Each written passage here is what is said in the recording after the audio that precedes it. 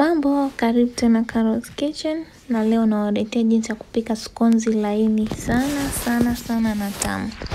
Na mahitaji yangu, ninaunga vikombe 2, sukari vijiko 2. Unaweza tia chumvi pia ukipenda. Na nitaweka hamira kijiko 1 cha chakula. Scones hizi ni tamu sana na laini sana. Taweka maziwa ya unga vijiko 2. Hii pia inasaidia kufanya scones zako kuwa laini, na pia inasaidia scones zako hata zikilala ziwe bado laini. Utachanganya vizuri mchanganyiko wako.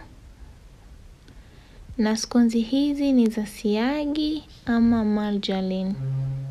Utaweka maji ya uvuguvugu na utaanza sasa kukanda. Hakikisha unakanda vizuri kama dakika 10 mchanganyiko wako. Na baada ya hapo utachukua sasa butter ama ghee ama margarine. Utaanza sasa kukandia. Hakikisha umeikanda mpaka imekuonyesha kwamba imeingiana na unga. Na baada ya hapo utaendelea kukanda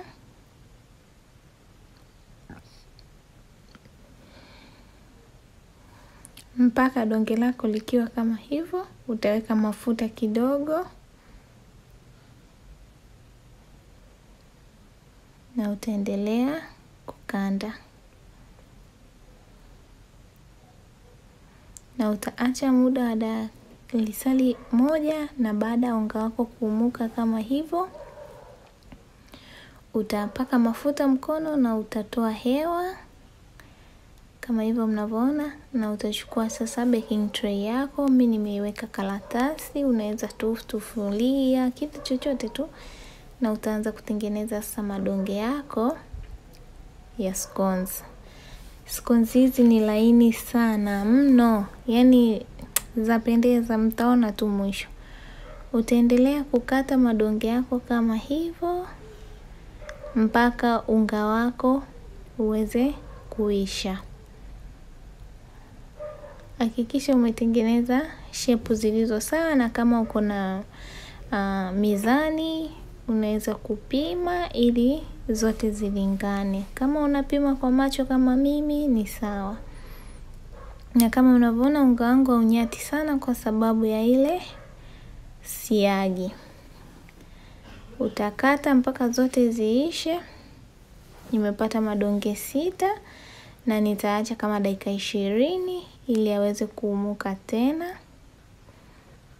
Na baada ya dakika 20 yameumuka kama hivyo mnavyoona, nitapaka mayai juu. Unaweza paka mayai, unaweza paka maziwa au maji baridi.